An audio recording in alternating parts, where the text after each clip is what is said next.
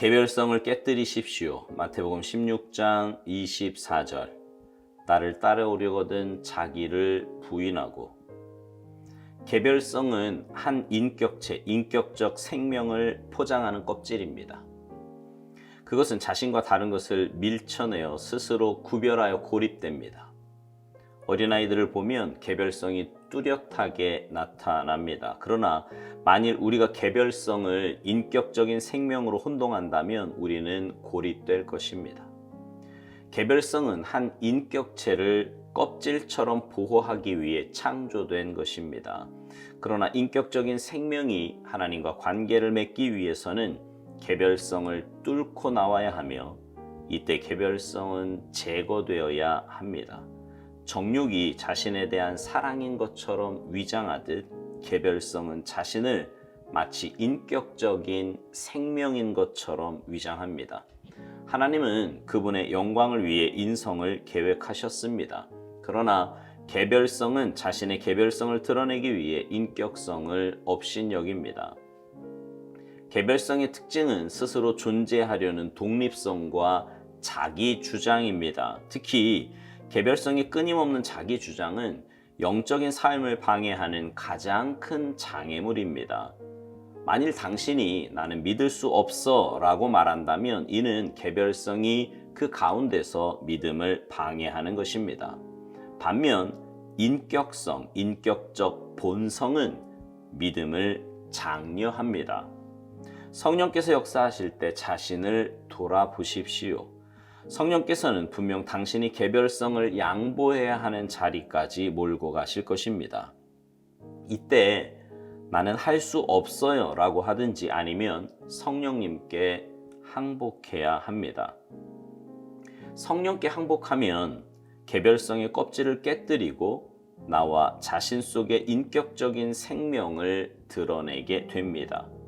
성령은 매번 이 한 가지 일로 우리의 삶을 집중하게 하십니다. 당신이 당신의 형제들과 화목하지 못하는 이유는 개별성 때문입니다. 하나님은 우리와 연합하기를 원하십니다. 그러나 만일 우리가 자신에 관한 권한을 양도하지 않으면 하나님께서 우리와 연합할 수 없으십니다. 자기를 부인하고 라는 말은 자신의 독립하려는 권한을 포기하는 것입니다. 그러할 때 참 생명이 자라날 기회가 생깁니다.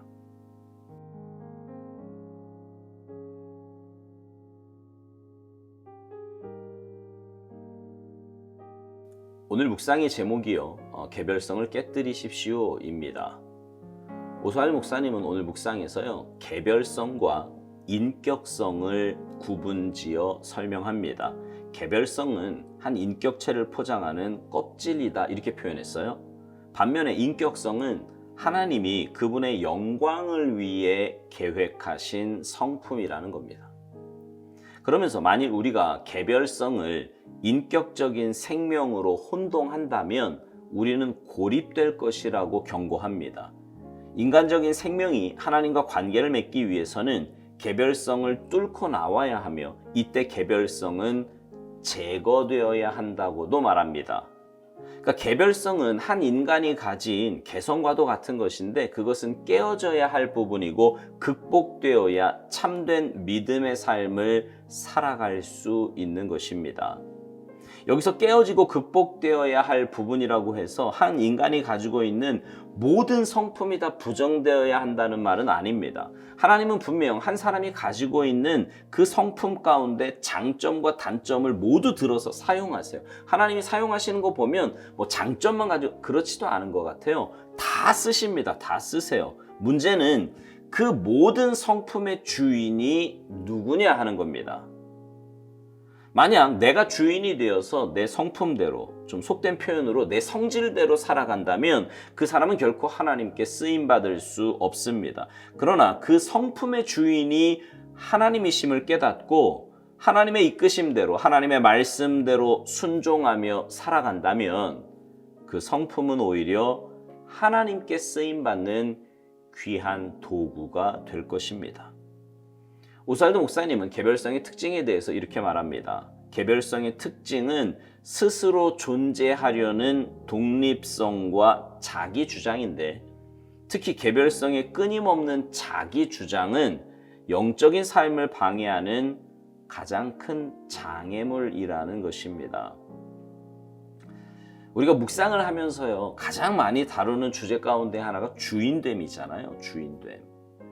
이 개별성의 문제도 그렇습니다. 자기가 중심이 되어 자기를 드러내려고 한다면, 그것을 위해 개별성이 주도적인 역할을 한다면 그것은 정말 영적인 삶을 방해하게 될 거예요.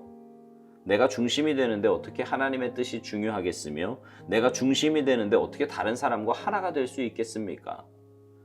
오스왈드 목사님은 그 신뢰로 믿음에 대해서 말을 합니다. 만일 당신이 나는 믿을 수 없어 라고 말한다면 이는 개별성이 그 가운데서 믿음을 방해한 것이라는 거지요. 내가 믿을 수 없다는 것은 내가 이해가 안 된다는 거고, 내가 받아들일 수 없다는 겁니다. 내 경험과 지식과 생각이 그것을 받아들일 수 없다는 거예요. 제가 누누이 말씀드리지만 여러분, 이것처럼 어리석은 일은 없습니다. 인간의 경험과 지식이 얼마나 짧고 유한한 것입니까? 인간의 이해력이 얼마나 형편없는 거냐고요. 그런데 그 짧은 경험과 지식과 이해력을 가지고 하나님의 말씀을 믿니 못 믿니 하는 것이 가당키나 한 말입니까? 근데 자기 개별성이 너무 뚜렷해서, 다시 말해 자기 중심적인 사고가 너무 깊고 깊어서 하나님의 말씀을 자기 개별성으로 판단한다면 그건 굉장히 어리석은 일입니다. 그래서 오스왈드 목사님 말대로 성령님은요, 분명 당신이 개별성을 양보하는 자리까지 몰고 가실 거예요. 그때 인간은 둘 중에 하나를 선택해야 되는데, 여전히 내가 중심이 되어서 나는 할 수 없어요 라고 하든지, 아니면 성령님께 항복하든지 해야 합니다. 우리가 후자를 선택하게 되면 개별성의 껍질을 깨뜨리고 나와 자신 속에 인격적인 생명을 드러내게 된다고 오스왈드 목사님은 말합니다. 그러니까 개별성이 깨뜨려지니 주님께서 심어놓으신 인격성이 드러나게 된다는 말입니다. 성령님은 매번 이 한 가지 일로 우리의 삶을 집중하게 하시는데, 당신이 당신의 형제들과 화목하지 못하는 이유는 바로 개별성 때문이라는 겁니다. 그러니까 무슨 말이냐 하면, 성령님은요, 늘 우리에게 개별성을 깨뜨리고 하나님의 성품으로 살아가기를 원하십니다. 주님 닮은 모습으로 주님의 성품으로 살아가기를 원하시는 거예요. 마태복음 5장 23, 24절에 보면 예물을 드리려다가 형제에게 원망 들을 만한 일이 있는 것이 생각나거든 예물을 제단 앞에 두고 먼저 가서 형제와 화목하고 그 후에 와서 예물을 드리라, 이렇게 말씀하십니다. 그것이 주님의 마음을 가지고 주님의 성품을 가지고 사는 사람의 삶의 모습인 거예요. 그런데 개별성이 너무 뚜렷한 사람은 그런 자리에 가지 않습니다. 내가 중심이니 뭘 잘못했는지도 모르겠고요. 설사 안다고 해도 선뜻 용기를 내지 못합니다. 자존심 상하는 거지요. 자신의 체면, 자존심, 이런 게 더 중요하게 되는 거예요. 이건 하나님과의 관계에서도 마찬가지입니다. 오스왈드 목사님은 이 부분에 대해서 이런 말을 합니다. 하나님께서 우리와 연합하기를 원하시는데, 만일 우리가 자신에 관한 권한을 양도하지 않으면 하나님께서 우리와 연합하실 수 없다고요. 그렇죠. 내가 중심이 되어 나를 위해 살아가는 사람은 결코 하나님과 하나 될 수 없습니다. 인격적인 하나님은 우리의 고집스러운 그런 모습을 그냥 가만히 두고 보실 뿐입니다. 기다려 주시는 거예요. 오스왈드 목사님이 묵상 마지막에서 이런 말을 합니다. 자기를 부인하고라는 말은 자신의 독립하려는 권한을 포기하는 것이라고요. 그럴 때 참 생명이 자라날 기회가 생긴다는 것입니다. 맞습니다. 내가 죽어야 주님이 사십니다. 내가 주인의 자리에서 내려와야 주님이 주인이 되어주시고, 주님께서 주인이 되어주실 때 내 삶에는 놀라운 일이 일어나게 되고 복된 열매가 맺히게 되는 것입니다. 사랑하는 성도 여러분, 오늘 묵상 제목대로 여러분의 개별성을 깨뜨리시기 바랍니다. 그리고 주님의 주인 되심을 인정하고 주님의 성품으로 살아가는 여러분 모두가 되시기를 바랍니다. 그래서 그런 여러분의 삶을 통해 놀라운 은혜의 역사들이 나타나게 되기를 주님의 이름으로 축복합니다. 아멘.